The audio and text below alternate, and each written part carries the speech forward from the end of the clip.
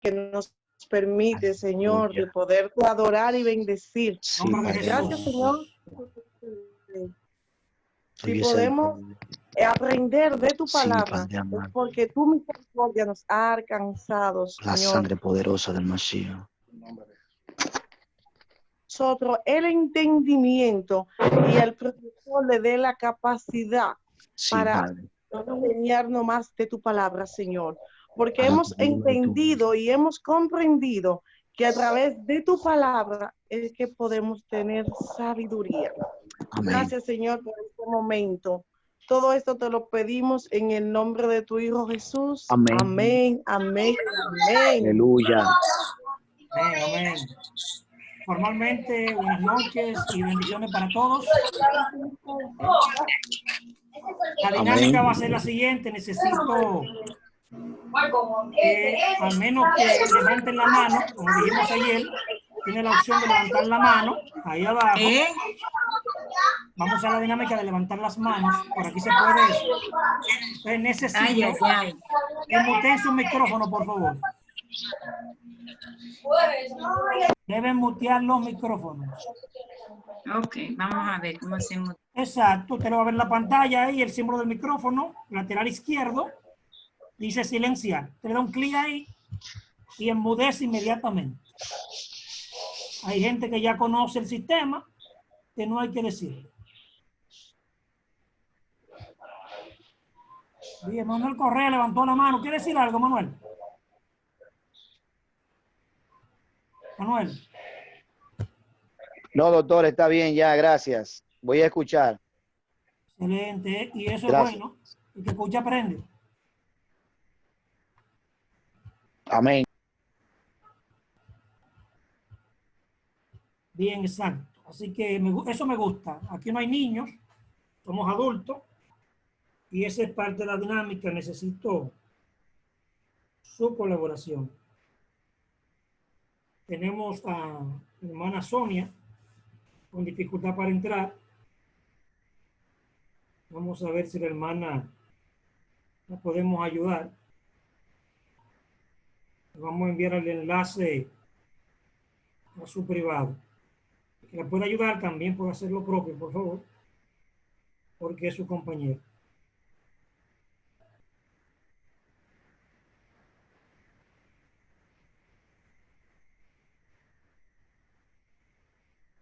Bien. El grupo número 3, creo que me quedé con Zavala. Zavala quedó pendiente la semana pasada. ¿Zavala tiene algo para nosotros?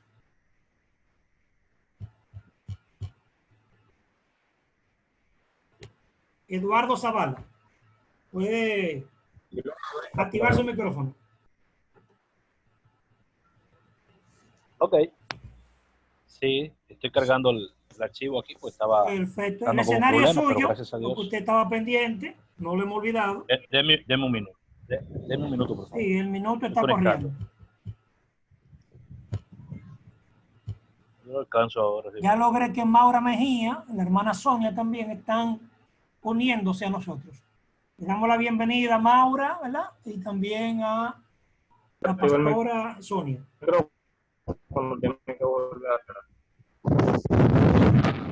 Bien, vamos a mutear los micrófonos, los que entraron ahora. La dinámica es, usted entró, automáticamente va a mutear su micrófono. Y en este caso yo también voy a hacer lo propio, porque el único que yo quiero escuchar hablando es a Eduardo Zavala en estos momentos. Eduardo, tiene 10 minutos. Tengo una coordinación aquí con el computador que no quería coger Wi-Fi. Ahora Pero aproveche el tiempo, olvídese de... Improvise.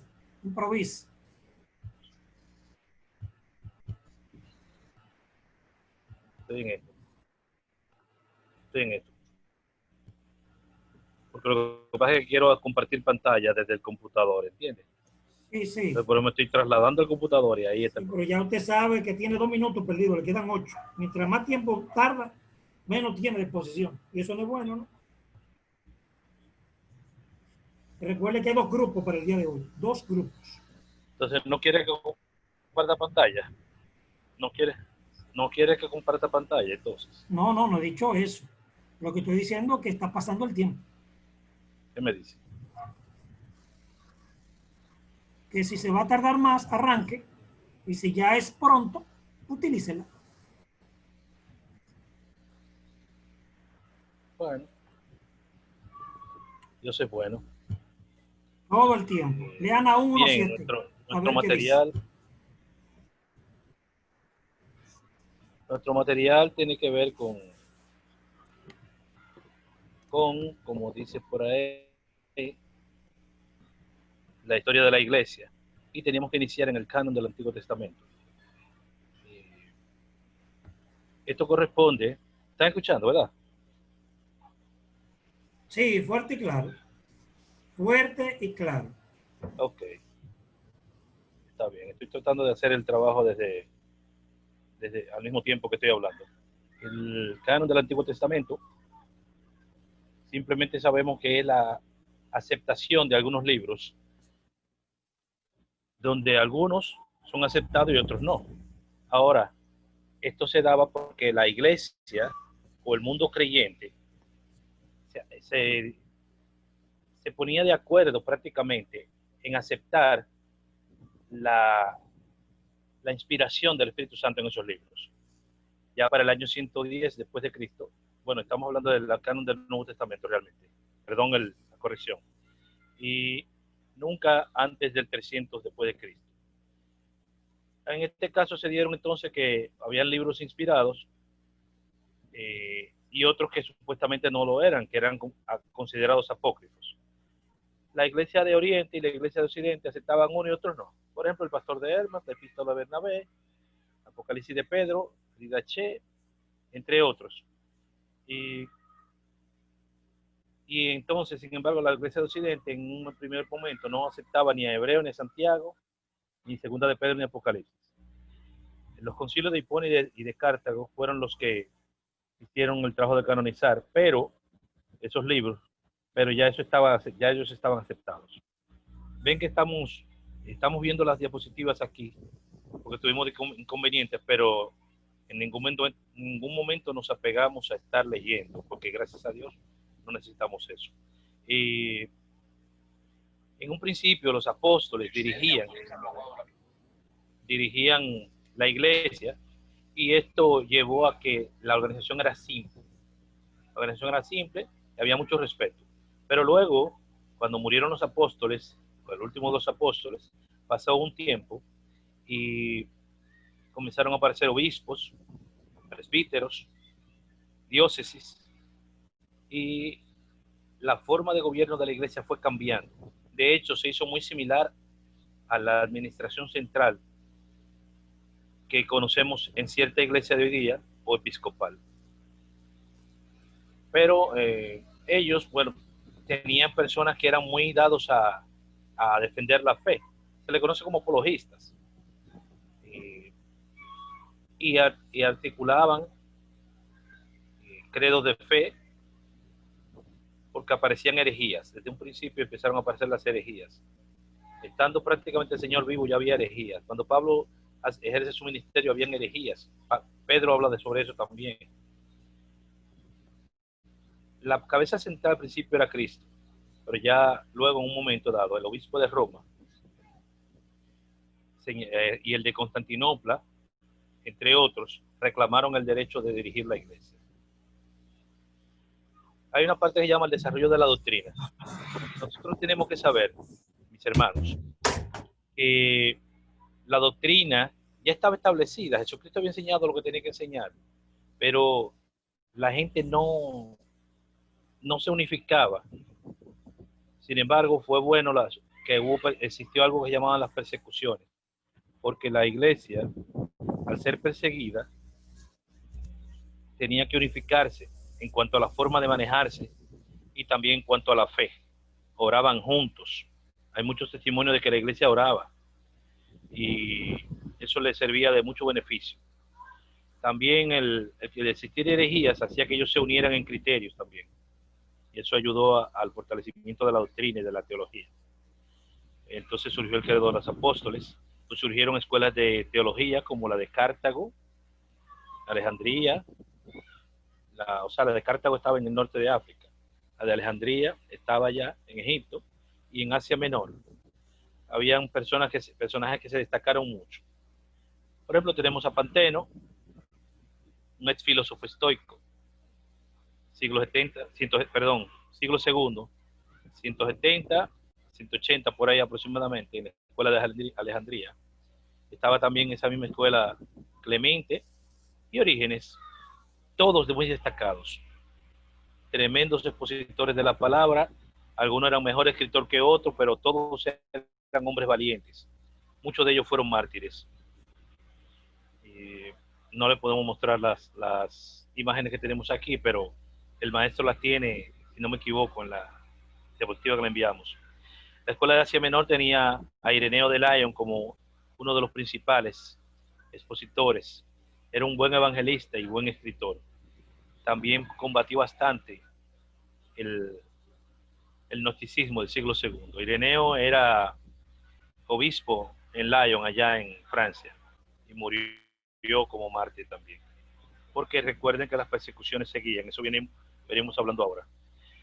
En el norte de África se destacaron Tertuliano y Cipriano. Casi nada. Tertuliano, un ex creyente, identificado con los montanistas. Su nombre era Quinto Septimio Florente, ya se había mencionado. También vivió en el siglo II y principio del siglo III. Era uno de los padres de la iglesia. Cipriano, Tasio Cecilio Cipriano, muy hábil escritor, obispo de Cartago, murió bajo la persecución de Decio.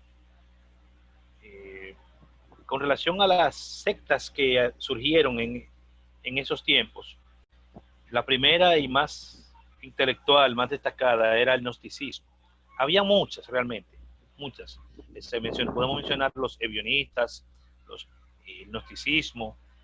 Hubo un momento que existió el arrianismo, más tarde el maniqueísmo, los montanistas.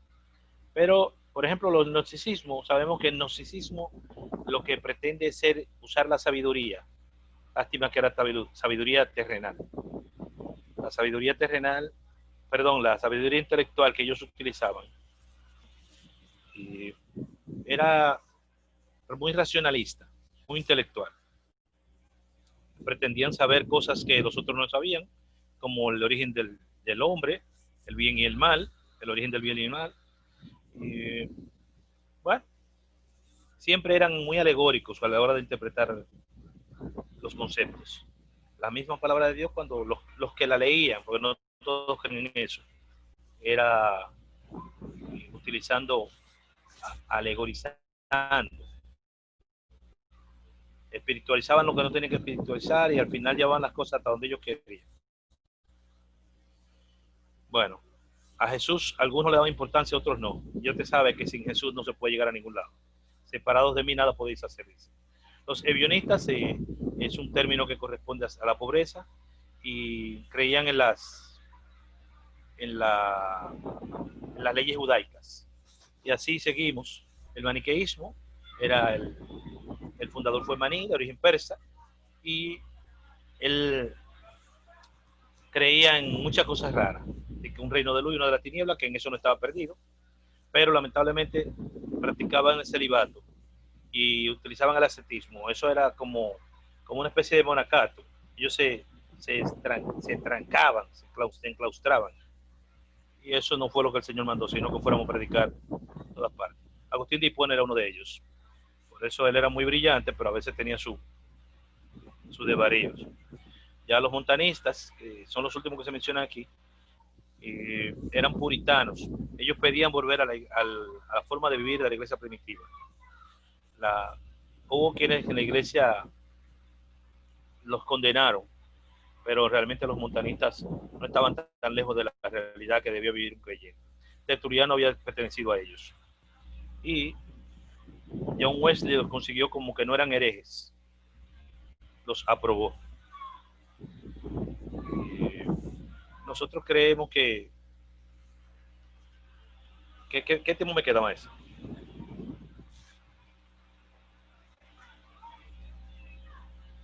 Bueno, nosotros creemos Un minuto, desde este punto de vista. un minuto, Eduardo, un minuto.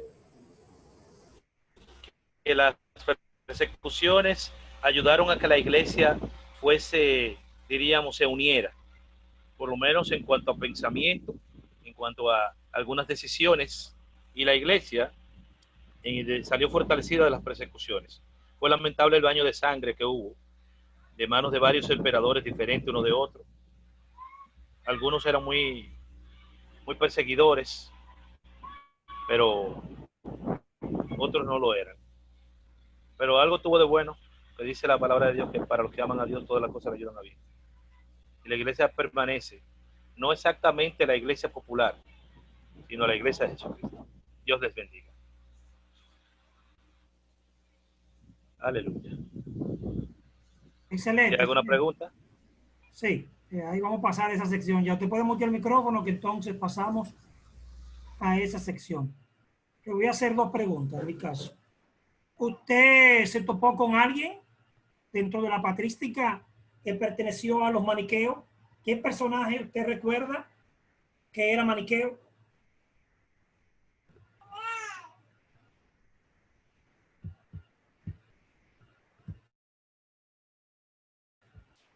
Zavala, no lo escucho. Zavala, no lo estoy escuchando.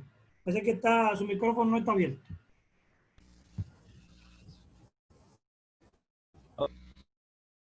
Bien, el material nuestro menciona al fundador, a Maní. Pero si nos vamos a la forma que ellos tenían de creencia y de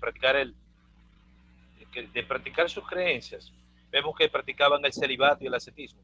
Había muchos tipos de monjes, de ministros, diríamos, que practicaban eso, aún dentro de la Iglesia Católica, como ya se le denominó años más tarde, luego de su surgimiento ya como iglesia. El celibato, que ya sabemos que es no casarse, y el ascetismo, pues, que tiene que ver mucho con enclaustrarse o con trancarse, meterse en monasterios y todo eso. Muchos monjes adoptaron eso, pero el material no menciona ninguno, pero existieron muchos. Sí, ministro, Agustín de Hipona, antes de ser cristiano, fue maniqueo. Okay. Anote eso ahí. Sí, ya lo habíamos dicho. Sí, lo habíamos dicho. Agustín era maniqueo. ¿Y usted recuerda antes de ser cristiano que era Quinto Septemio Severo, florentino, tertuliano? ¿A qué secta era de los montanistas. Tertuliano? Era montanista. Exactamente, era hereje montanista. Eso es bueno que lo sepan, porque concerniente al tema de la Trinidad que tenemos nosotros el día de hoy, el que sentó las bases y acuña el término, precisamente fue Tertuliano. Y Tertuliano lamentablemente, mezcló ideas montanistas en el concepto trinitario. Y son cositas que pasamos por alto. El tema más delicado y espinoso de lo que usted cree. Sí, de hecho... El tema de la Trinidad tenemos raíces heréticas que hemos arrastrado. Sí, fue casi inevitable porque era muy amplio. Tiene que ver con la esencia de lo que nosotros creemos. Primero hablar del Señor Jesús y su deidad, pero también, ya habiendo aceptado la deidad, hablar de la naturaleza divina y la naturaleza terrenal. Eso es histórico. Y eso es algo muy largo. Y ahí tenemos entonces los nestorianos, los apolinaristas. Para ver si hay una impresión más. Hay tiempo para una pregunta, aporte o comentario más. Levantando la manito, por favor. Vamos a ver.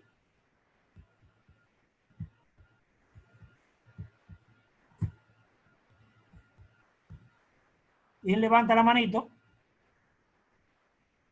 Bien, tengo a Juan Marte. Juan Marte con la mano levantada. Juan Marte, tiene la oportunidad. ¿Me escucha, Juan Marte? Juan Marte. Sí, Dios bendiga. Amén, ministro. Pregunta, comentario, aporte. No, una pregunta para mi hermano Zavala. Excelente, eso es importante, Hágala. Yo quiero preguntarle a Zavala que cuáles de los emperadores de aquellos tiempos fue Maduro con los protestantes. ¿Cuál fue más duro? No, ministro, Juan está fuera de lugar. Usted no le tocó la reforma protestante, Zavala. Tiene que preguntarle del periodo que usted trabajó. Juan Marte me está hablando de reforma protestante. Juan Marte, O sea, perdón. escúchame, Reestructura tu pregunta. la pregunta que quiero hacer, como él habló que en ese tiempo, por causa de la persecución, Sí. eso lo ayudó a que ellos compartieran los pensamientos. Entonces yo quiero saber que a qué lo llevó a ellos, por ejemplo, a los protestantes, porque creo que hubo una persecución en ese tiempo. Recuerda que no existía. Sigue descontextualizado, Juan Marte. Inclusive el término protestante se acuña, hay dos fechas.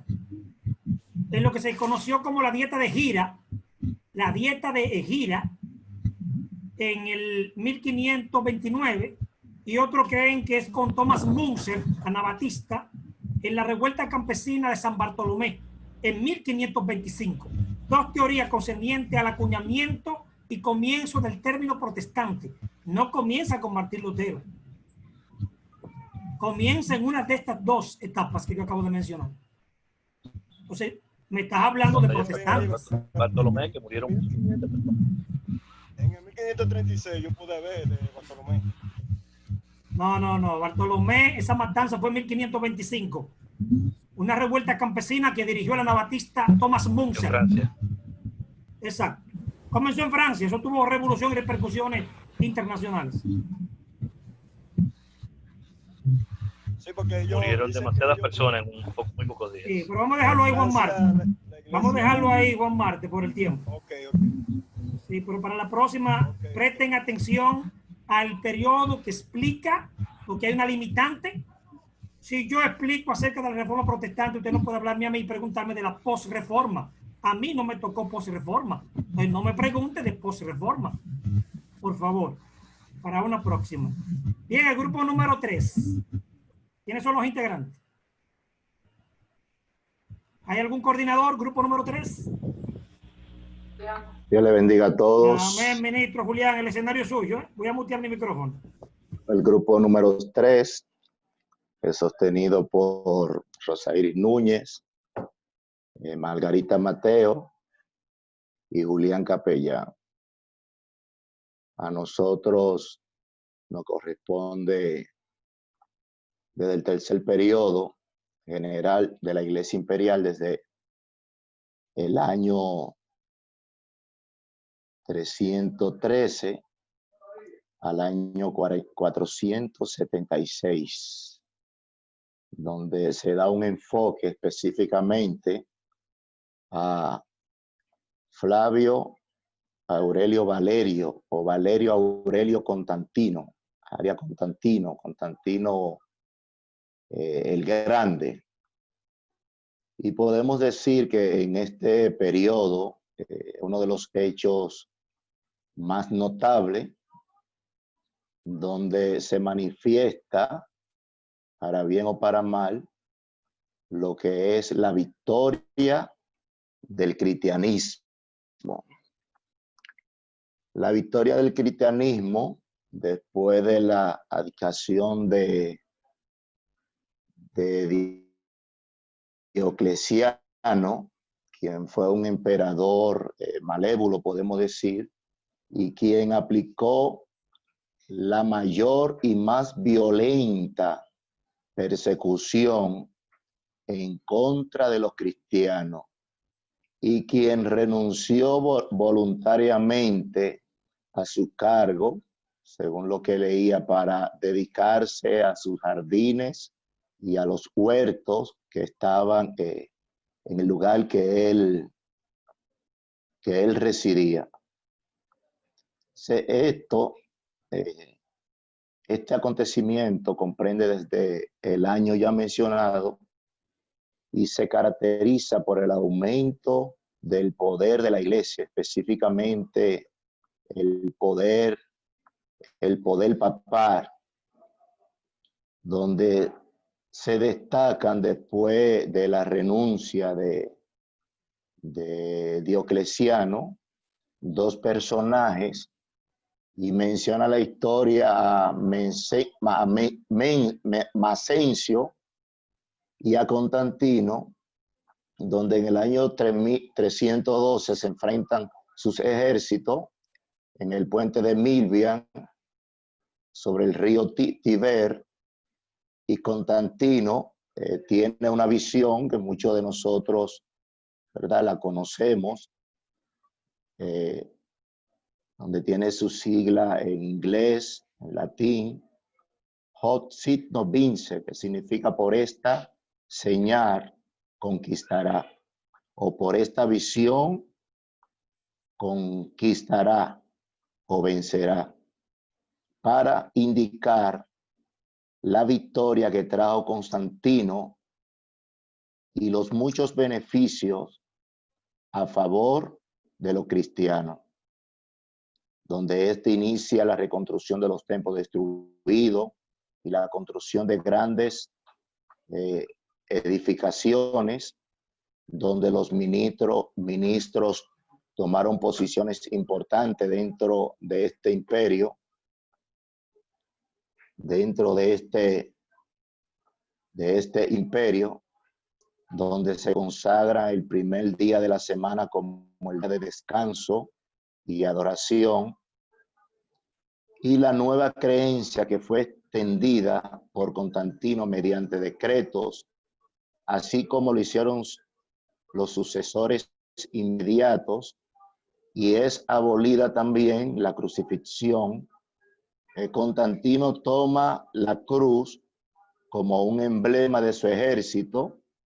Incluso leía de algunos países como Dinamarca que la tienen en sus banderas, y otros ejércitos han tomado la cruz como una señal para poder indicar victoria sobre su territorio. Y también se reprime el infanticidio que se practicaba anteriormente. Durante este imperio, más de la mitad de la población ya no era esclava, porque anteriormente los derechos fundamentales de los cristianos fueron abolidos, y la persecución era tan grande con el propósito de desarraigar la población cristiana. Y esta nueva creencia que se produjo por medio de Constantino era con el fin de darle privilegio a los cristianos, ya que este era un creyente ortodoxo, y este hombre le dio libertad de culto a los cristianos, en fin, que edificó una ciudad específicamente para los creyentes y le puso como nombre Constantinopla. Esta visión que tuvo Constantino, se ha hecho mucho cuestionamiento de ella, ya que incluso hay personas que han criticado la visión de Constantino, llamándola como una superstición que se puede hasta inclinar a herejía. Incluso hay líneas de nosotros pentecostales que han tenido visión, la misma la han aplicado a la iglesia evangélica protestante. Entonces, Constantino tuvo como propósito oficializar la religión oficial, donde casi todas las personas bajo la cobertura de esta religión tenían ese privilegio, donde los servicios se convierten en actos cada vez menos espirituales, y tomando como nombre la iglesia y desvinculándose o desligándose ya de lo que son las raíces hebreas oficializando la iglesia como la iglesia universal.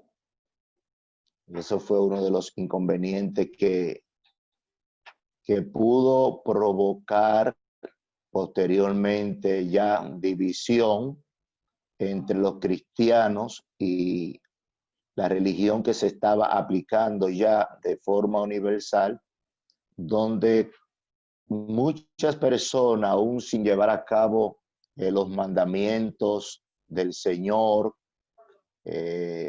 personas de alta cortes, tomaban aún la cena del Señor sin tener los prerequisitos o requisitos que exige el Evangelio de Cristo, y por eso los cristianos comenzaron a desvincularse ya de esta idea producida por Constantino, quien arrojó muchos beneficios, como uno de los que mencioné anteriormente, que los ministros tenían cierto privilegio, los ancianos pasan de ser predicador a sacerdote, el anciano también se le daba alguna remuneración por su cargo, y el mundo lo dominaba en ese entonces la iglesia.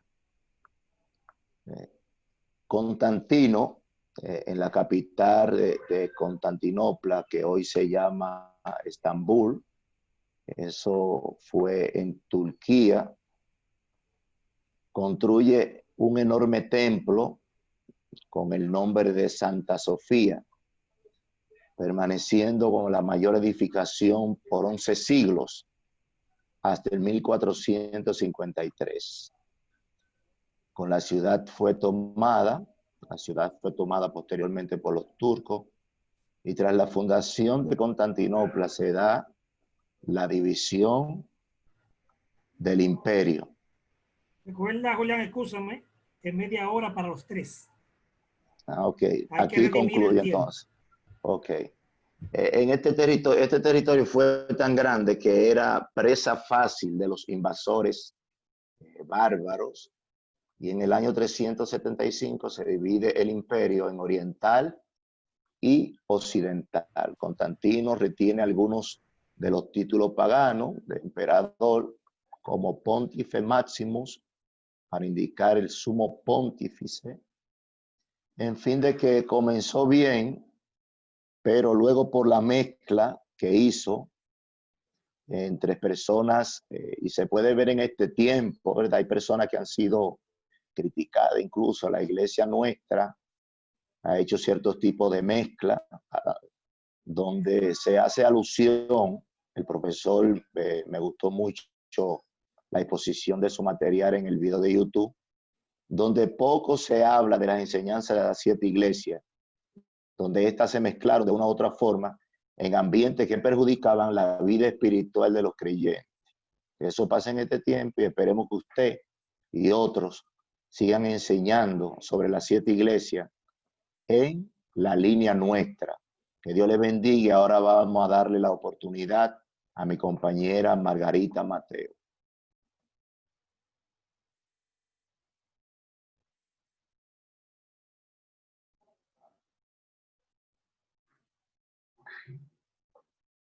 Margarita.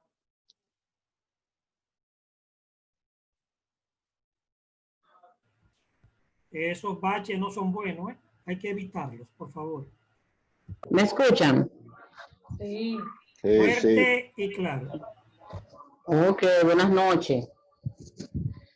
A mí me toca exponer el tema supresión del paganismo.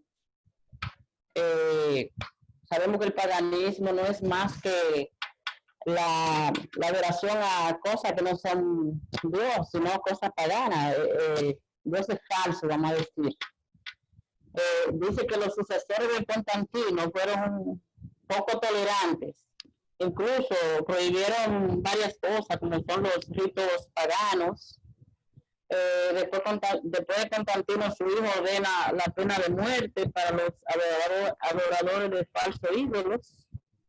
Entre otras cosas, también se ordena a todos los edificios de adoración que fueran consagrados al cristianismo, que fueran destruidos los edificios paganos, y se ordenaba la destrucción de todo escrito pagano también.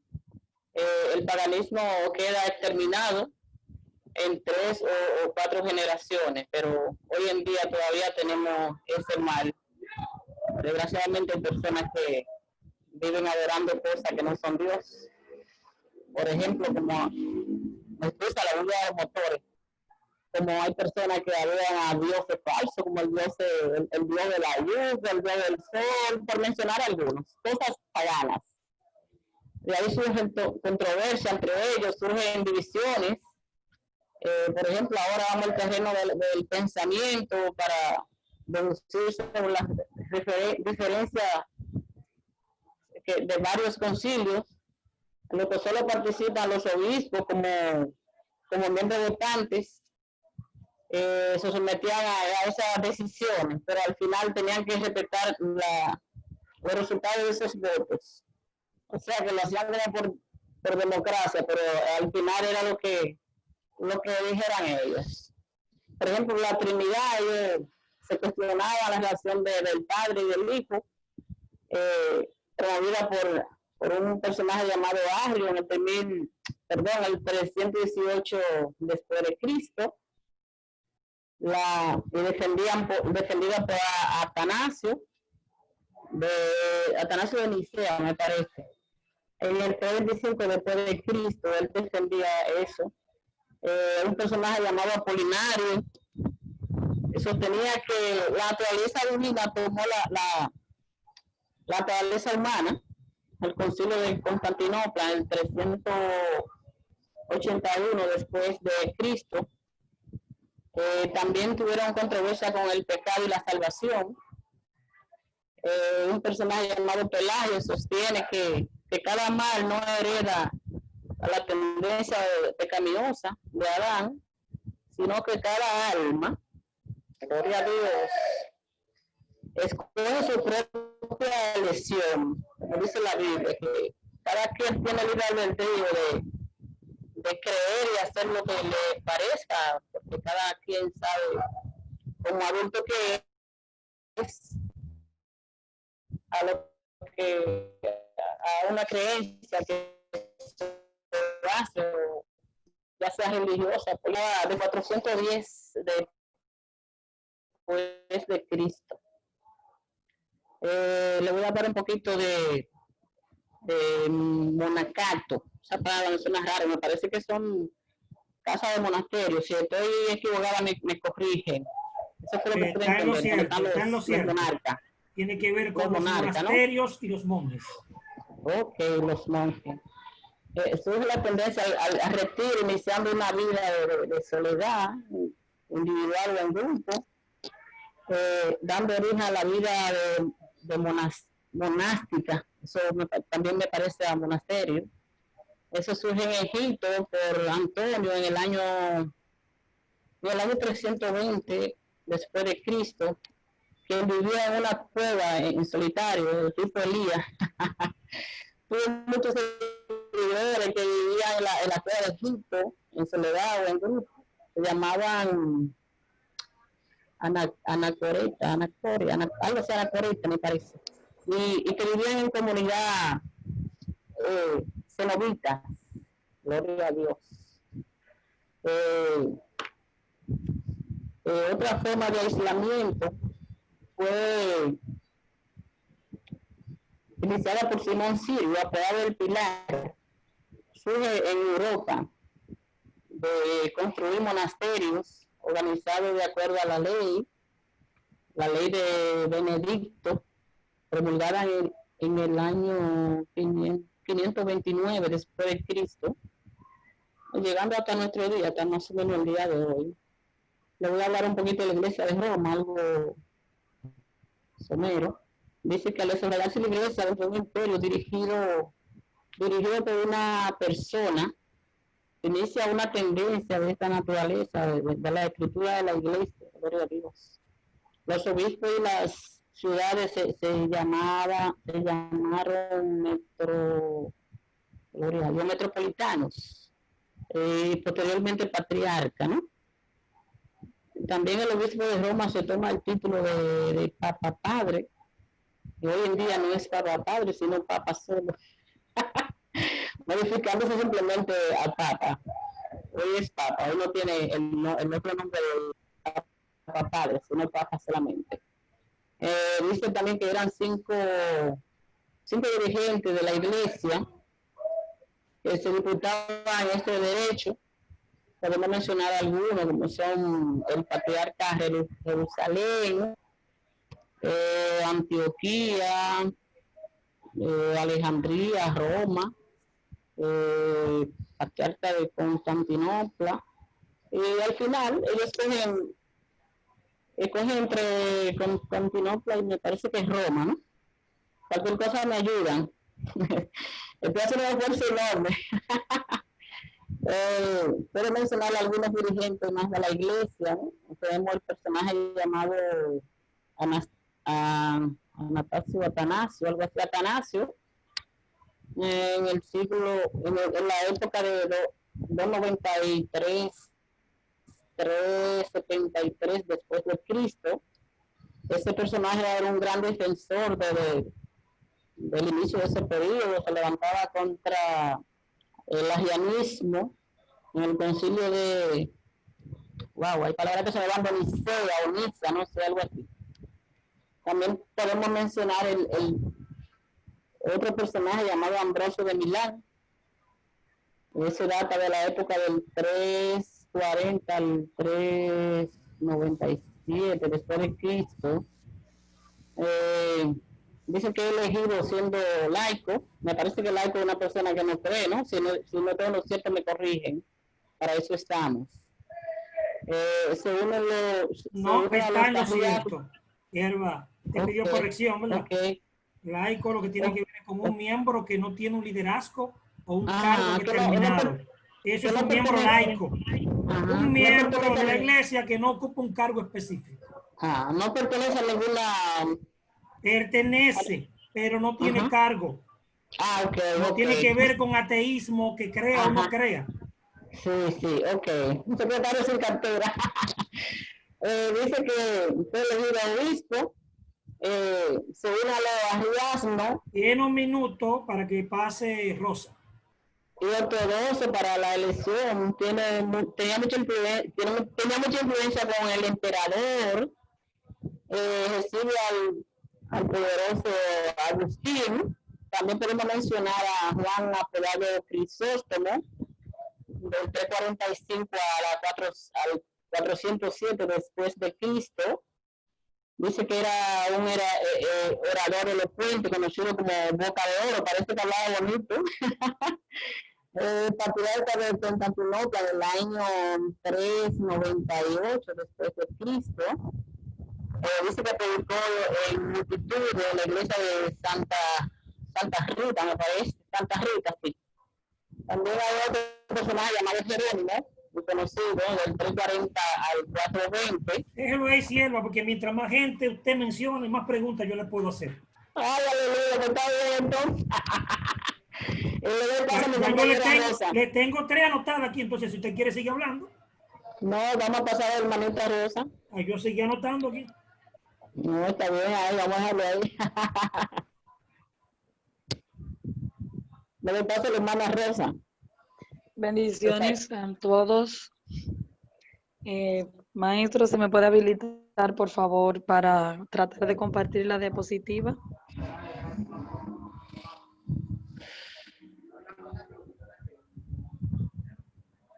Hola.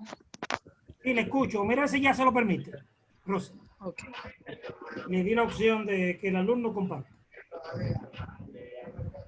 No, todavía dice que está inhabilitado. Oh, pero que yo le di tiene la comilla. Un participante puede compartir a la vez.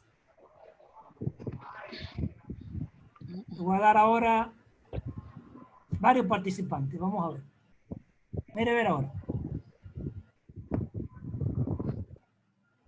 Sí, Dele para allá. ahora sí. Eso es suyo. 10 minutos. Perfecto.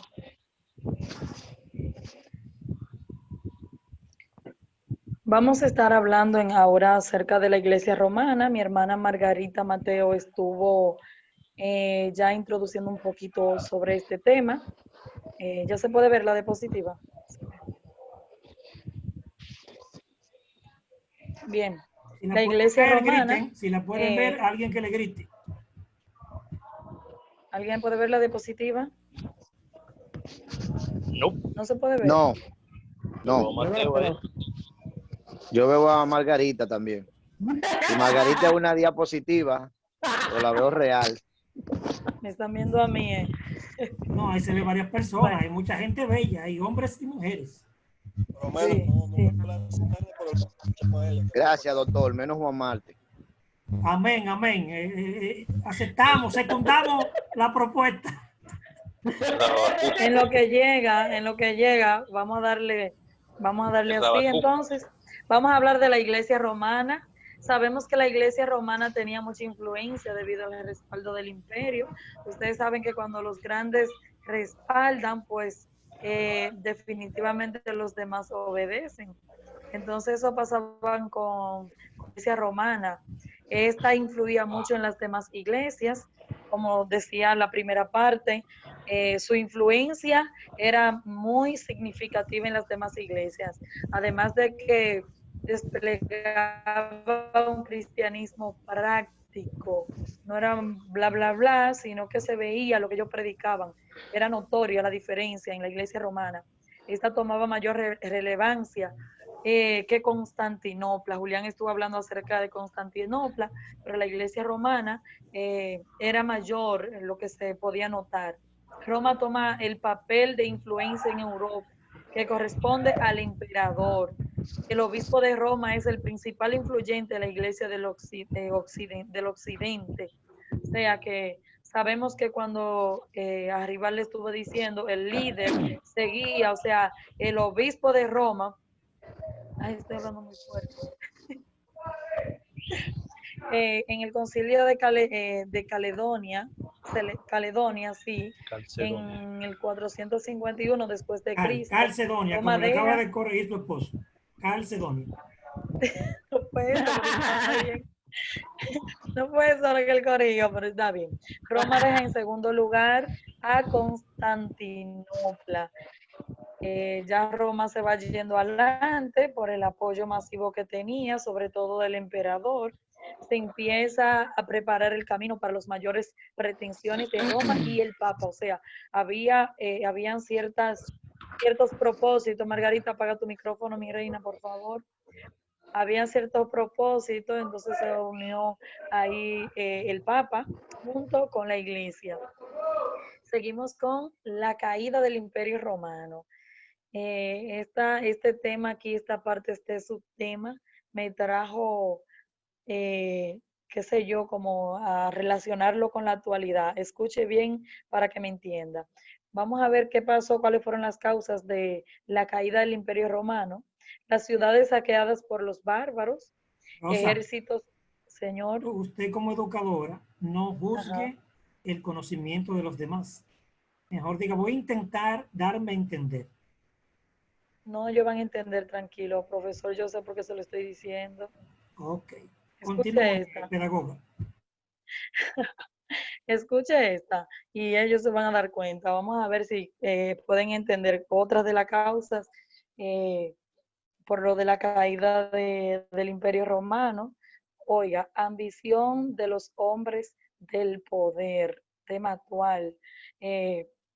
Lamentablemente, yo creo que sí entendieron esa parte. La caída, ahora mismo estamos viviendo una caída, o sea, problema acerca de lo que es la forma de gobernar, que fue un problema que hubo en este lugar, y la ambición de poder, porque hay gente que lamentablemente no se conforma. Puebla empobrecido, tierras y cultivos abandonados, provincias a merced de las invasiones bárbaras, o sea, los bárbaros hicieron barbaridades, bastante. Llegando desde Asia, los hunos se convirtieron en los más feroces enemigos de Roma, bajo la guía de Atila. También tenemos que en el 450 después de Cristo, Atila invade Italia, amenazando a conquistar el imperio. Además de que los godos, vándoles y francos resisten a los hunos, es que hay algo que no entiendo aquí, de dirección de Roma. Termina este episodio con la muerte de Atila y la derrota de los hunos. La caída del Imperio Romano, seguimos hablando de este tema, a la muerte de Constantino en el año 337 después de Cristo, que Julián estuvo hablando acerca de esto, los bárbaros empiezan a invadir los territorios del imperio en la población más vulnerable. Usted sabe que si cayó lo fuerte, bajó, hay problema. O sea, los más débiles, aquellos que siempre están buscando oportunidades, pues ¿qué van a hacer? Aprovecharlas e invadir.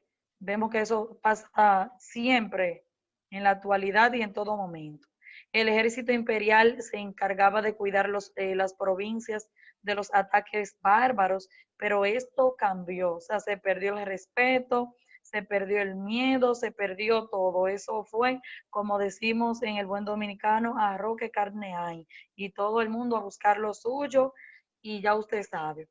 Entonces los bárbaros estaban más aptos para la guerra que los ciudadanos romanos, aun cuando en número eran similares. Pero los bárbaros, como solemos ver, siempre están armados, siempre están con sus técnicas ocultas, y lamentablemente al perder fuerza el imperio, pues ellos entonces fueron fortalecidos. Los emperadores ya no eran nombrados por el Senado, sino por los ejércitos, y cada cual nombraba un candidato. O sea, ya nada que ver, el gobierno ya prácticamente había perdido totalmente el control. Fueron tantos emperadores que se les llegó a llamar los 30 tiranos. Gloria a Dios. Y los 30 la caída del Imperio Romano. Y los 30 minutos hablando. Se acabaron, Rosa. Con los 30 tiranos se acabaron los 30 minutos. Me dieron menos que a todos, pero gracias, bendiciones. Sí, porque los otros fueron más bendecidos y te quitaron el tiempo tú.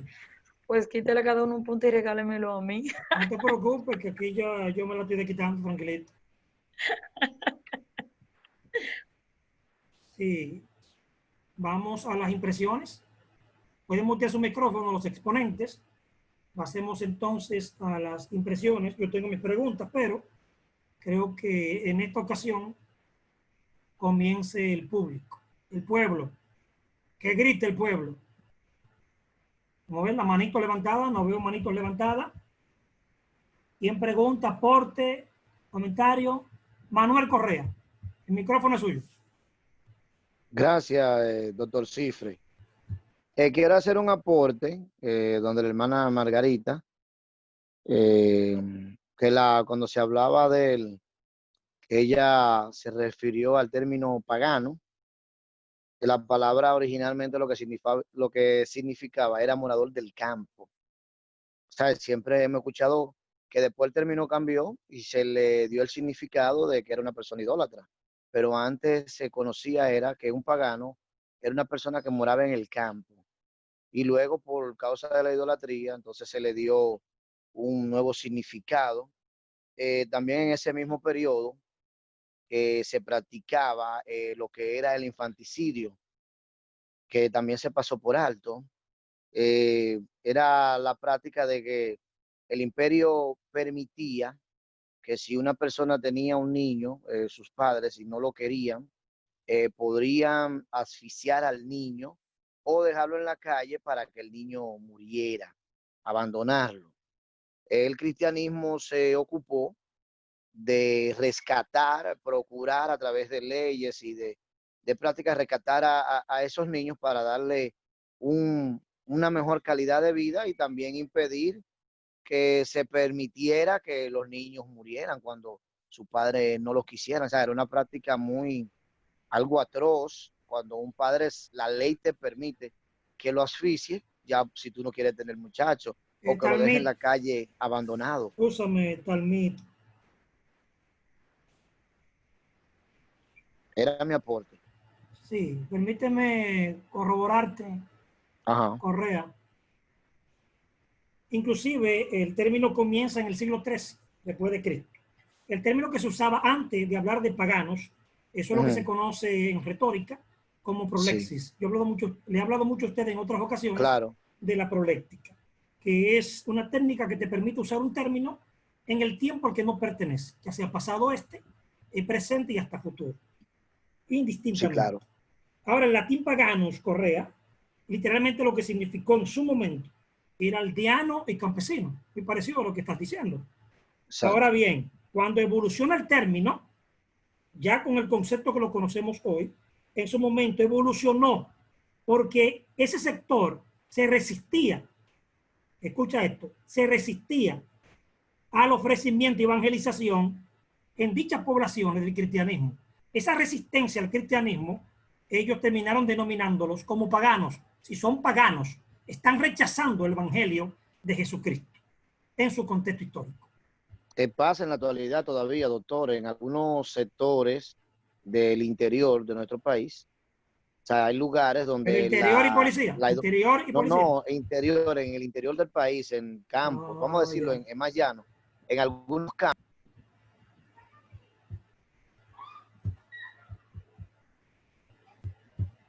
Activa tu micrófono, Correa. Exacto. ¿Me escucha? Sí, fuerte y claro. Termina tu idea. Que todavía en la actualidad, en algunos lugares de nuestro país, en algunos campos, todavía se practica de esa forma, que un ejemplo, hemos tenido la oportunidad de ir a predicar el evangelio a sitios remotos de nuestro país, y cuando llegamos encontramos que hay algunas personas que niegan cualquier tipo de evangelización, de aceptar cualquier tipo de información bíblica, a no ser la que conocen, que es idólatra. ¿Sabe? El de adorar imágenes, de tener en su casa imágenes que son Lo que pasa es que dioses. ellos, en esos campos que mencionas, estamos hablando de santería en su defecto, o espiritismo. También se conoce en Cuba, espiritismo. Que en su defecto es paganismo aquí. En conclusión, sí. Sí, se puede decir que sí. Está bien, Correa, déjalo ahí, por favor, por el factor tiempo. Yo quiero interactuar con los chicos también. Y tengo un par de minutos para hacerlo. Qué bueno. Bien, me voy con Margarita. Margarita, ¿tiene el micrófono activo? ¿Sí? ¿Se me fue Margarita? ¿Se me fue? No, estoy aquí. ¿Me escucha? Fuerte y claro, Margarita. Okay. Margarita, para que vea, y creo que es algo que también, porque no es primera materia que comparto y también que imparto, simultáneamente puedo usar ambos términos, el español me lo permite. Entonces, siempre les he dicho que no mencionen un nombre, fecha, dato, si usted no domina ni investigó acerca de eso. Vamos a ver en su caso, para yo poder evaluarla. Usted mencionó a Ambrosio de Milán. ¿Usted sabe cuál es la relación entre Ambrosio de Milán y Agustín de Hipona? No domino ese dato. No lo podría decir. No domina ese dato. Permítame aportárselo yo, sí. Ambrosio era el mentor, pastor, el canal que Dios usa para la conversión de Agustín de Hipona. Ajá. Ok. Lo segundo, te hablo de arrianismo. Sierva, ¿con qué se come eso? Bueno, para mí, hasta donde tengo entendido, arrianismo es una herejía que me parece que era como, venía como un personaje llamado Arrio, y eso era como una herejía. ¿Esto es lo cierto? Sí, pero le siento duda en sus palabras. Yo necesito afirmaciones y convicción, seguridad. ¿Viene de Arrio y significa herejía? No significa herejía. Arrio era el nombre de un personaje. Ajá. Arrio no significa herejía. El arrianismo sí significa herejía. Ok. ¿Y ¿qué trataba? ¿De qué trataba esa herejía? ¿En qué consistía? Wow, no recuerdo exactamente, pero sí leí esa parte. Wow era una emisora ahí en el Conde. El señor director, yo sé que él recuerda, como locutor profesional, él recuerda esa emisora, Radio Wow. Sí, yo leí esa parte, sí. ¿De la emisora o de la historia? No, de la historia. Ah, perfecto. No, para estar claro. Sí. Señorita, ahora vámonos con el concilio de Nicea. ¿De qué trató ese concilio? Usted lo mencionó también. Sí. Trató, déjame ver si puedo. Recuerde que partiendo de su respuesta será evaluada, porque eso me dice a mí el dominio que usted tuvo de su tema. De Nicea. Eso es vital, ¿eh? El concilio de Nicea es algo que, aunque esta materia no se haya impartido, usted debería de conocerlo. Bueno, yo sé que fue en el 325, pero no recuerdo con exactitud. Si usted nomás conoce la fecha. Es como que yo le digo a usted, ¿cuándo se descubrió América? 1492, pero usted no conoce los datos. Nada más sabe que se descubrió en esa fecha. Fue algo definido por Atanasio, me parece, ¿sí? En el 325, por ahí anda el asunto. Sí, pero ¿qué defendió Atanasio, siervo? Ya te me llevo a la siguiente pregunta. ¿Quién fue Atanasio y qué fue lo que defendió en Nicea? Defendía él la relación entre el padre y el hijo, me parece, la relación entre padre e hijo. Sí, eso es cierto, eso es cierto, pero no era lo único. No era lo único. Leí esa parte que él defendía esa... Bien, Silva, déjelo ahí. Déjelo ahí y quiero ver si me la pueden reforzar, me la pueden ayudar. Y la pareja de Julián y Rosa. Ok. Porque usted necesita refuerzo. Sí. Y hay que dejarse ayudar, Silva. Oh, pero claro, eso es una bendición. Vamos a escuchar a sus compañeros ahora. Julián y Rosa, por favor.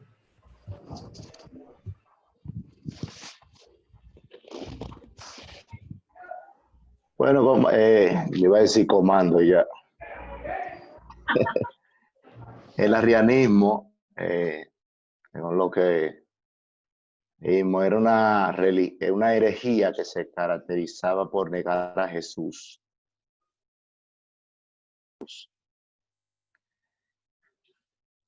¿Me escuchó?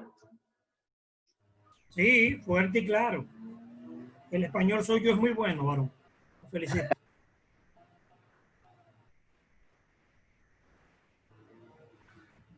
Sí, continúe, Julián.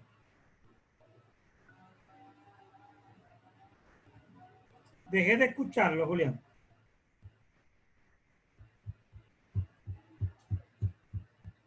¿Soy yo solo o los demás dejaron de escuchar a Julián? Alguien grite, por favor.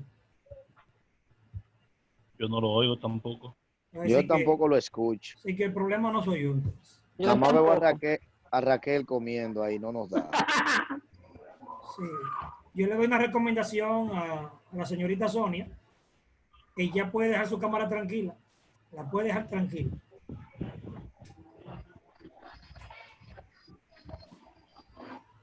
Sí, pero dígamele algo a Eduardo Zavala, que lo veo muy serio. Parece que el bigote que se ha dejado. Sí, no, eso de la barba y el bigote es una gran responsabilidad. Y él lo sabe. Zavala tiene el rostro como Moisés. Parece que esta cuarentena dio un cambio. Bien, vamos entonces por el tiempo. Es lamentable. Vamos a pasar al siguiente grupo. ¿Quién es el coordinador del grupo 4?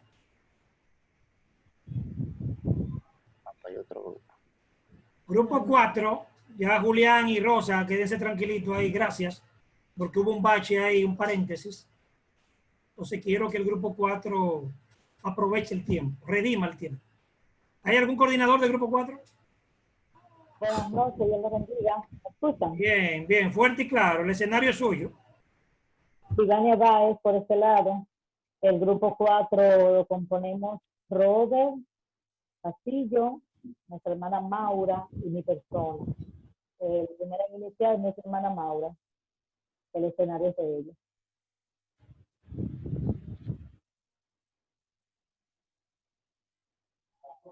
¿Está la hermana Maura?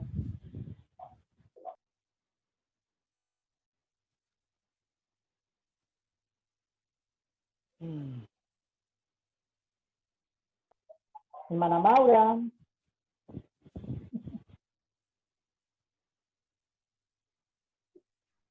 Y el hermano Robert tampoco está.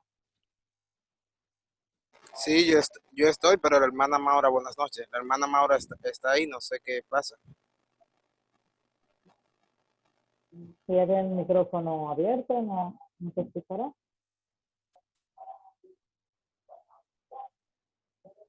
Bueno.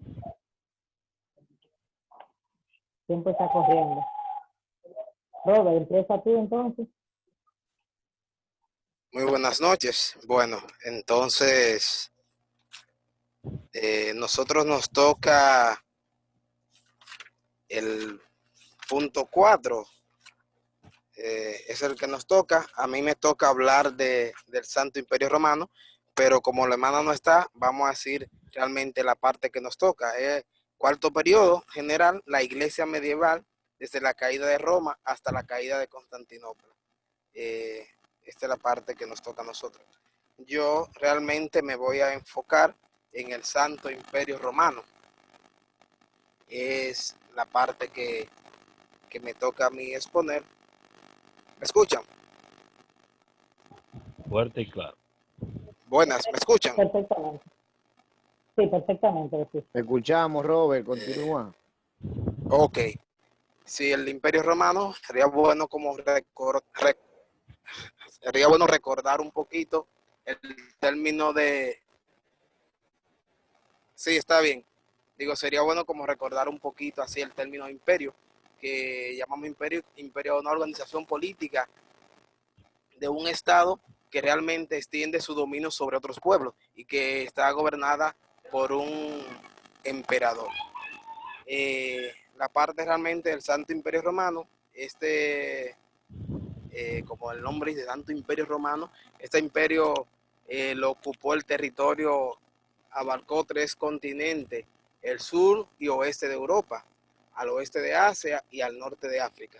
Dentro de sus límites quedaron Britania, Galilea, España, Suiza y otros países que no lo tengo así todo, diríamos, y tengo una diapositiva, pero ahora no la puedo realmente constatar. Pero el Imperio Romano duró desde el siglo IX hasta el siglo XIX y se le denominó también el Santo Imperio Romano, aunque dice que de forma incorrecta, pero también se le llamó el Imperio Germano.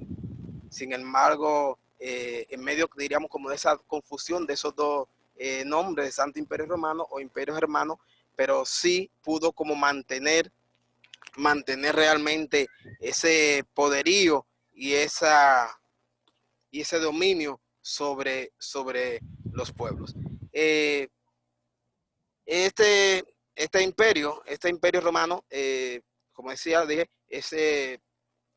duró desde el siglo siglo IX hasta el XVIII, pero dice que a finales del siglo VIII se levantó un gran hombre que se puede considerar el hombre, uno de los más grandes de la historia de Europa, que fue Carlos I, Carlos el Grande, y también para los franceses como Carlos Magno. Este fue el primer emperador del Santo Imperio Romano. Sí, Carlos I se constituyó él mismo como amo y de casi todos los países de Europa Occidental, y en el norte de España, Francia, Alemania y los Países Bajos, Austria, Italia. Se dice que Ministro, fue llamado Corazón de León. Carlos Magno, Corazón de León. Ok, gracias por ese aporte, profesor. Se dice que en el 800 después de Cristo, el Papa León III lo coronó como Carlos Augusto, emperador de Roma. Él pudo, digamos, mantener como su dominio y su poder, dominó con sabiduría, fue un gran conquistador, reformador y legislador y protector de la educación y de la iglesia. Pero se dice que su imperio duró más o menos, como dice, como 1000 años, pero solo por un corto tiempo. Su autoridad realmente fue como pura o real en Europa. Después, por la debilidad y la incapacidad de Carlomagno y los conflictos, intereses nacionales, hicieron una autoridad del imperio que fueron como causa para que el imperio se fuera debilitando, y así diríamos que fue como cayendo su imperio. Después siguieron otros sucesores, pero que tampoco pudieron realmente mantener el dominio del gran imperio romano. También podemos hablar después de otros temas que me toca abordar, es la separación de la iglesia latina y de la iglesia griega. Que diríamos que aquí vamos a ver algunas causas que dieron como paso a esta separación de esta iglesia. La separación de la iglesia latina y griega se hizo formalmente en el siglo XI aproximadamente, aunque en la práctica se dice que se efectuó mucho antes. Podemos ver algunas diferencias que dieron como pausa a esa ruptura de estas dos iglesias, y podemos ver primero en el ámbito como el ámbito eclesial, en la doctrina eclesial, que en la doctrina de la procedencia del Espíritu Santo, que los latinos... Robert, perdón, ajá. ¿me escuchas? Sí. Necesito que preste mucha atención, estos datos son más que interesantes, porque es bueno que conozcan que a partir del 1054, para ser exacto, la Iglesia Católica se convierte en dos, se divide en dos, y empieza entonces a llamarse como la conocemos hoy. Es a partir de esta fecha, repito, 1054 después de Cristo, que se habla de la Iglesia Católica, Apostólica y Romana. Antes de ahí simplemente era la Iglesia Universal o Iglesia Católica. Entonces se divide entonces a partir de ahí en Iglesia Católica. Es bueno que sepan esto, llama la atención y suena paradójica o paradójico. Iglesia Católica simplemente, que era Iglesia Cristiana, es como llamar hoy en día la católica y la protestante. En ese momento era la Iglesia Católica simplemente y la Iglesia Católica Apostólica y Romana. Continúa. Ok. En esto ya, con esa explicación que usted dio, diríamos que hay como un factor fuerte en esa división. Decía que los latinos... Robert, con esa explicación... Bueno, vamos a ser humildes. Ok, voy a ser humilde. Vamos a darle 99.5. Sigue. Continúa. Ok. Sí, la gran división decían que los latinos repetían el Espíritu Santo procede del Padre y del Hijo, y los griegos decían que solamente procedía del Padre. También vemos otra como gran división o ruptura que da es la celebración de la Eucaristía. En la iglesia romana usaban el pan sin levadura, mientras que en la comunión griega se distribuye el pan común. Aquí me gusta hacer como una aclaración, y como usted dice, la Iglesia Católica, Apostólica y Romana y la Iglesia Católica conocida hoy en día, la Iglesia Católica utiliza entonces el pan en las dos especies. Por la que tú mencionas, a Grecia, la griega, sí, que es hoy la Iglesia Ortodoxa griega. Sí, exactamente. La Iglesia Ortodoxa griega. Okay. Porque se separa de la católica de entonces. Ok. Sí, entonces quería hacer como aclarar que en la Iglesia Católica, Apostólica y Romana hoy en día se utilizan esas dos especies, se comulga bajo esas dos especies, mayormente en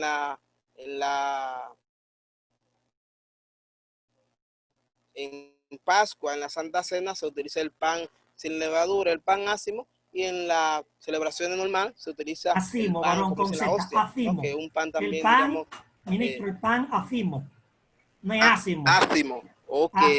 Ácimo, okay. Ácimo, ok. Ácimo con Z, ok.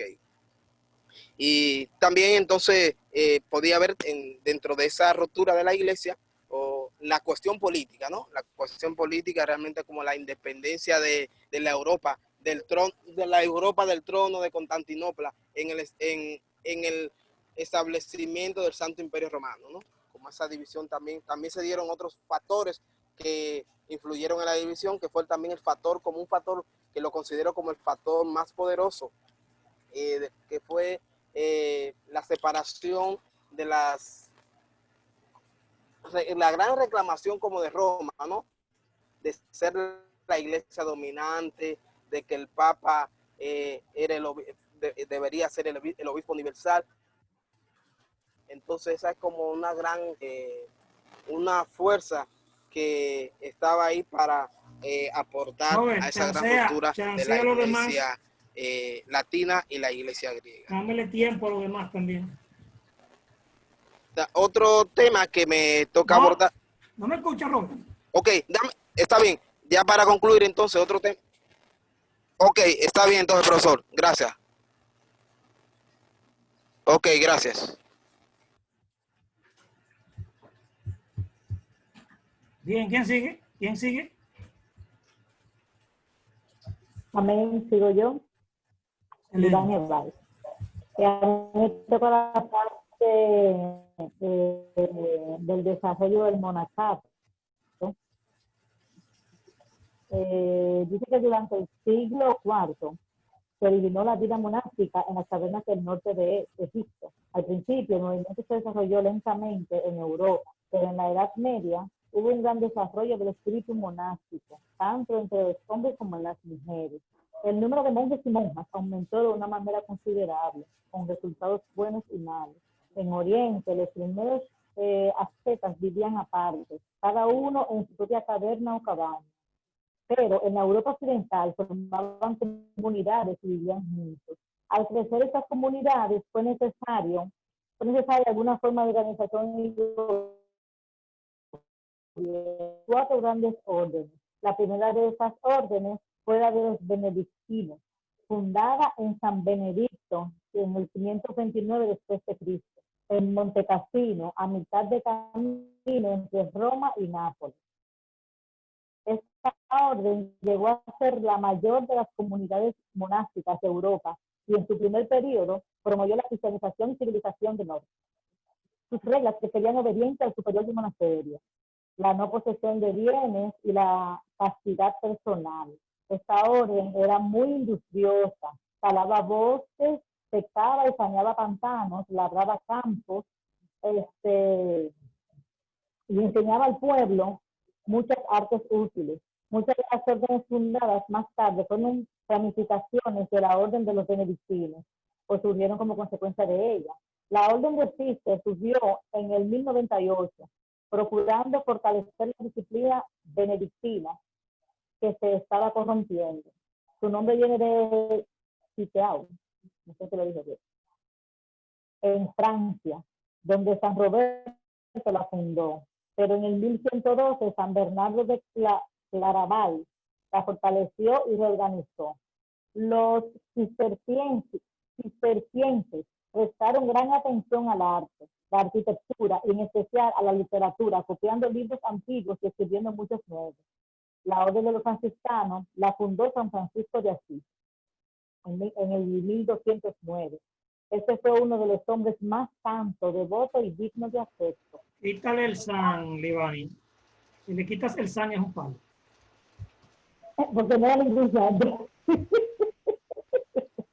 De Italia se esparció rápidamente por toda Europa y llegó a ser la más numerosa de todas las órdenes. Se dice que en la peste negra, la plaga que se esparció por toda Europa en el siglo XIV, más de 124,000 monjes franciscanos perecieron mientras prestaban ayuda a moribundos y enfermos.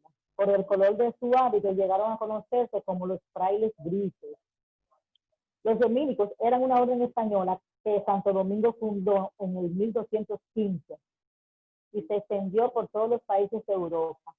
Estos se diferenciaban de las otras órdenes en que eran predicadores que iban por donde quiera a fortalecer la fe de los creyentes y se oponían a las tendencias herejes, siendo más tarde los más feroces perseguidores de los herejes. Por su hábito que se conocía como los frailes negros. A estos, junto con los franciscanos, también se les llamaban frailes mendicantes, porque dependían para su sostén de las limosnas que recogían de puerta en puerta. Además de estas, había órdenes parecidas para las mujeres. Todas esas órdenes de ascetas empezaron con los propósitos más nobles y las fundaron hombres y mujeres que se sacrificaban a sí mismos. Su influencia era en parte para bien y en parte para mal. Al principio, durante el primer periodo de cada orden monástica, era un beneficio a la sociedad. En la expansión del evangelio, los monjes fueron los primeros misioneros. Encontraron al bárbaro que venían y los convertía a su religión. De estos, San Agustín, que fue de Roma a Inglaterra en el 597 después de Cristo, y San Patricio, que empezó la evangelización de Irlanda en el 440 después de Cristo, fueron ejemplos entre muchos misioneros monásticos. En el principio de la Reforma, en el siglo XVII, los monasterios en todo el norte de Europa estaban tan degradados en el concepto del pueblo que los suprimieron universalmente. Incluso obligaron a trabajar para su sostén a quienes vivían dentro de sus paredes. A este periodo se acostumbraba a llamar la Edad Oscura. Sin embargo, estos siglos dieron al mundo algunos grandes beneficios bajo la influencia directa de la Iglesia. Me toca también la parte que es el arte y la literatura medieval. Y dice que durante la Edad Media se hicieron casi todas las grandes universidades, en su mayoría establecidas por eclesiásticos, que se desarrollaron de escuelas primitivas vinculadas con catedrales y monasterios. Entre estas puede mencionarse la Universidad de París, que en el siglo XI, bajo Abelardo, tenía 30.000 estudiantes. Las universidades de Oxford, Cambridge y Bolonia, a las que asistían estudiantes de todos los países de Europa. Las grandes catedrales de Europa, estas maravillas de arquitectura gótica que en el mundo moderno contempla, sin poder superar ni siquiera igualar, se trazaron y construyeron durante el periodo medieval. El despertar de la literatura empezó en Italia con la Divina Comedia de Dante, que se inició alrededor de 1303. Y a esa le siguieron los escritos de Petrarca en 1340 y de Boccaccio en 1360. Señor. Yo quiero darle, aunque sea 5 minutos, falta la pastora Maura Mejía, ¿verdad que sí? Claro. Vamos a darle 5 minutos a ella, porque es que yo tengo un anuncio para ustedes, y entonces a las 9 hay que ser prudente y terminar esta clase, porque hay un tiempo programado y hay que respetar el tiempo. Claro. Mi hermana pastora Maura Mejía. Yo recuerden que como maestro, la experiencia nuestra, Dios la gloria, sin jactancia lo digo, ya en 5 minutos es suficiente para yo evaluarlos a ustedes. Así que no tengo que escucharte 10 minutos para saber qué nota te voy a poner. Es más, a los 3 minutos yo sabía qué nota ponerte. Así que por favor, vamos a pasar a la pastora, dale 5 minutos.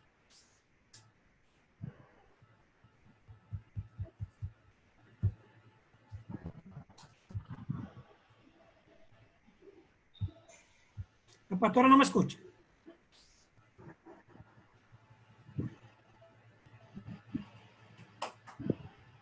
No, Pastora, yo no sé si ella está conectada en realidad. Yo creo que sí, porque yo le di paso, aquí dice Maura Mejía. Si ella me escucha, que le dé al micrófono que le dé un clic para que lo abra. Yo la veo conectada a ella. Recuerde que aquí tenemos el control y yo observo quién me pide permiso para entrar, quién sale, quién el Zoom lo saca o el internet y vuelve y pide permiso para entrar. Aquí tenemos el control y tengo la conversación abierta de todos ustedes. Estoy viendo la foto o video en su defecto de todos ustedes. Ella tiene el micrófono abierto. Tenemos otro bache. Sí, ella tiene el micrófono abierto, pero entonces, ¿qué usted hace con el micrófono abierto y no hablar?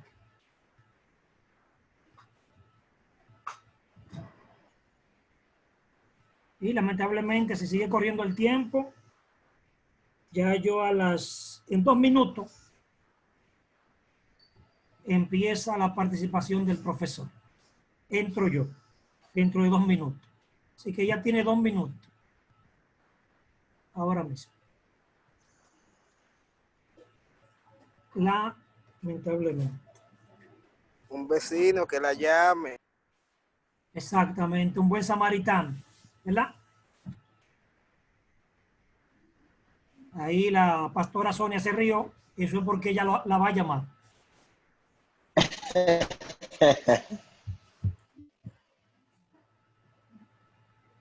La hermana Sonia y ella son vecinas. Vos sale por la ventana, Sonia. Exactamente, ya.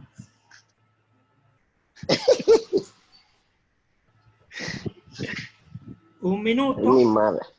Un minuto. Solo queda 1 minuto. Ahora fue que yo entré. Madre mío. Ahora fue que usted entró y debe silenciar su micrófono, por favor. Ay, sí, pues. El que entra tarde no tiene derecho a la palabra. Usted entra ahí como que usted estudia en la escuela de sordomudo. Fue que la aplicación. Sí, Barra, no se preocupe, estamos acostumbrados, eso es histórico, inclusive bíblico. Adán culpa a Eva, Eva a la serpiente, y la serpiente no culpó al mono, porque el mono no estaba cerca.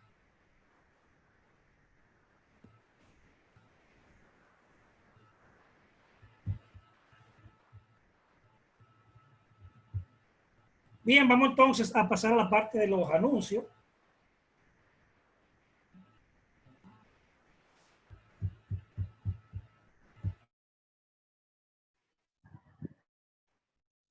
¿Me escucha, teacher? Sí, lo escucho fuerte y claro, pero necesito que usted monte su micrófono. Todas las excusas que usted me quiera dar me las da por el privado más tarde, ¿oye? Excelente. Por el privado usted ahí me enamora, hasta me pide amores si usted quiere. Excelente. Pero por el privado. Gracias. Gracias. Bien. Vamos entonces a interactuar ahora.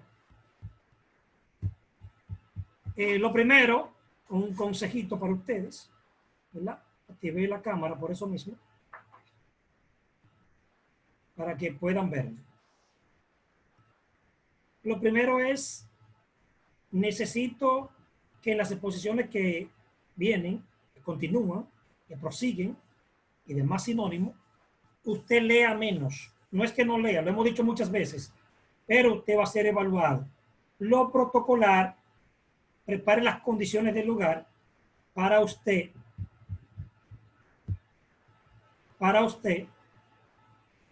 no tener la necesidad de leer y depender tanto de la lectura. Siempre me han escuchado y lo voy a repetir una vez más. Mientras usted más lee, menos notas saca.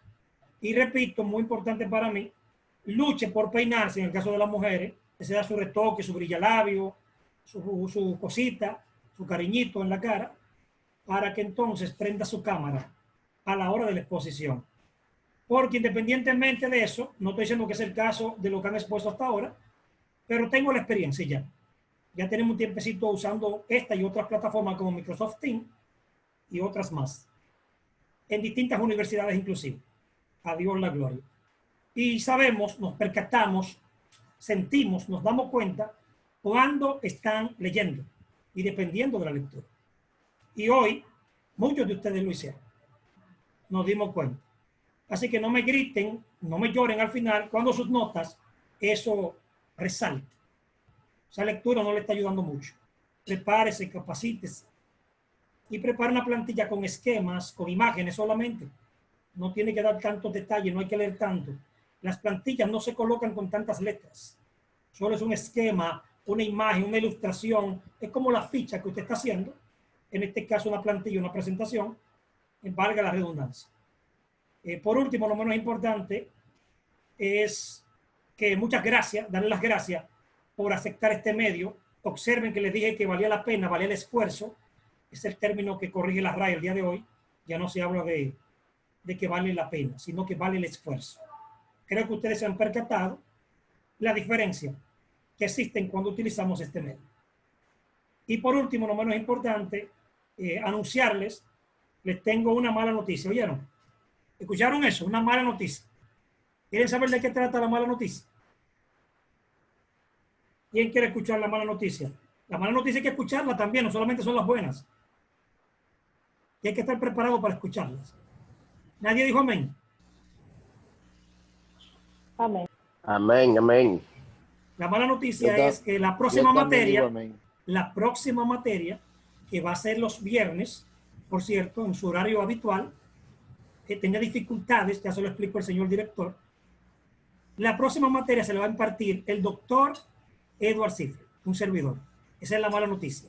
Y la materia se llama Apologética Teológica. Ah, ¿se están riendo? Apologética Teológica. Necesito que ustedes me digan cuántos libros le caben en la memoria de su celular. Ese es el consenso que vamos a hacer, porque tengo una carpeta de más de 100 libros de corte apologético. Ya usted puede saber si hay material en esa materia, valga la redundancia. El material, las herramientas que tiene el campo de la apologética teológica. Y tengo 2 presentaciones que las voy a compactar especialmente para ustedes. Ahora quiero escuchar y cerramos 3 impresiones de lo que yo acabo de decir y de la clase del día de hoy, levantando las manos. Solo 3 impresiones. Por favor, a partir de ahora.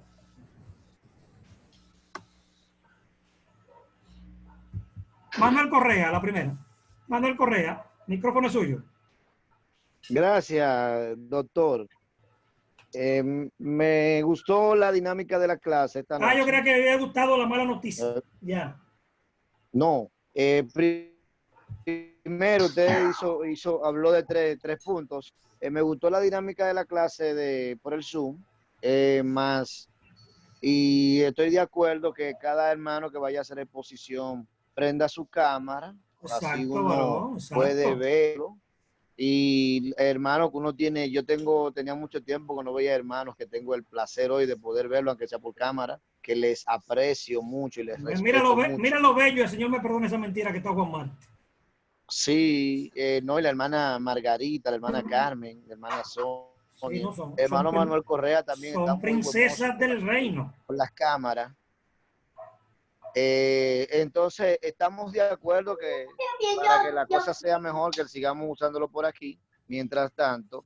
Y también quiero hacerle una observación, doctor, en cuanto a la materia, la que sigue, que usted mencionó de los libros, que he notado que usamos poco la Biblia en algunos casos. Hemos usado poco lo que es material bíblico. Yo puedo responderle si usted me da el chance. Clase, no sé. ¿Usted me da el chance de responder? No, claro, yo voy a poner en mudo mi micrófono para escucharlo a usted. Perfecto. Lo que pasa es que hay materias que distinguir, repito, hay materias que son de corte teológico. Son de corte teológico y no ameritan. Claro, todas las materias necesitan una base escritural. Si dijimos que esta materia tenía una base escritural en Lucas, cuando Lucas habla de que tuvo que explorar, investigar y plasmar esta historia, los acontecimientos de tal manera. Esa es la base bíblica en la historia de la iglesia. Y el libro de los Hechos, el libro favorito, porque empieza lo que es la historia, en los inicios, en buen español. Ahora bien, una materia como la de apologética también tiene una base bíblica. Y en su momento van a ver cuál es. Es una base bíblica en las cartas de Pedro. Una de las cartas de Pedro, allí está la base bíblica de la apologética. No adelanto mucho, porque en su momento lo veremos. Inclusive, tenemos que hablar de apologistas bíblicos. Un Esteban, en Hechos 7, un apóstol Pablo, y otro como Juan, que tuvieron que enfrentar corrientes gnósticas en su época. Entonces, en la materia que viene, es obligatorio citar un poquito más de Biblia, pero también es de corte filosófico, teológico, combinado, hermano Correa. ¿Satisfecho con mi respuesta? Gracias, doctor. Sí, señor. Bien, ahora yo quiero pasar por el tiempo, que me quedan 2 minutos. 1 minuto Juan Marte y 1 minuto para Eduardo Zavala. Juan Marte, 1 minuto. Amén. Dios bendiga. Amén. Profesor Un Cifre, minuto, doctor Cifre. Quiero decirle que eso no es una mala noticia, lo que era apologética. Eso nos va a llevar a nosotros a adquirir más conocimiento y a tener una reforma espiritual. Dios le bendiga. Excelente, así mismo, bien breve, lo felicito. Zavala con nosotros. Creacionismo, doctor Cifre. Sí, en la, en la próxima materia hablaremos de creacionismo versus el evolucionismo y otras corrientes. Siguiente pregunta.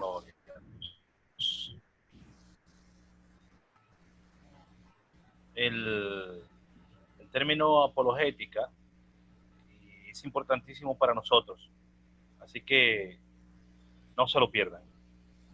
Excelente. Vamos a pasar ahora a la pastora Sonia para que nos despida en oración. Pastora Sonia Reyes, despídanos en oración, por favor, que no se dejó sentir el día de hoy.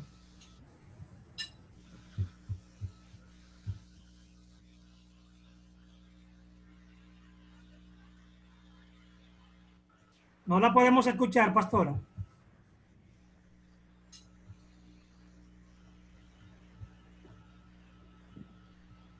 El micrófono, Sonia.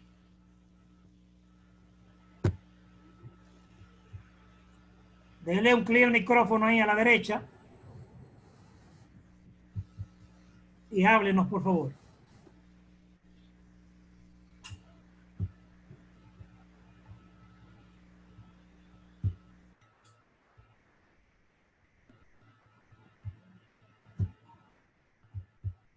Ya no hay tiempo para más, me disculpan las manos levantadas, solamente para la oración de despedida. Son las 9 de la noche. Bueno, pastora, como tiene dificultad, pasemos entonces a Julián. Julián, despídenos en oración. Tiene dificultad la pastora, con el respeto que ella merece. Julián Capellán. Amén. Gracias, Señor, por este hermoso día, el cual hemos compartido esta clase. Te pedimos que nos siga dando sabiduría y entendimiento y siga